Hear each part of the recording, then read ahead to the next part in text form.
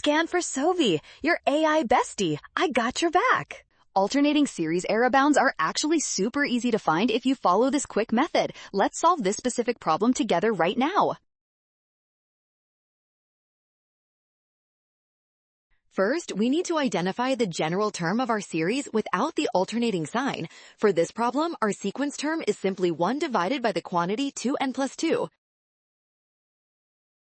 The alternating series estimation theorem tells us that the error for the sixth partial sum is always less than or equal to the absolute value of the very next term, 7.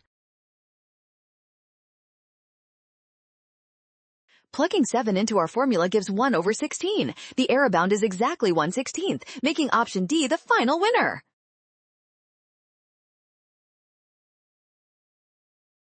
Well done! Scan the code to learn with Sovi. Avoid rushing when checking signs. Always trust the given alternating series estimation theorem.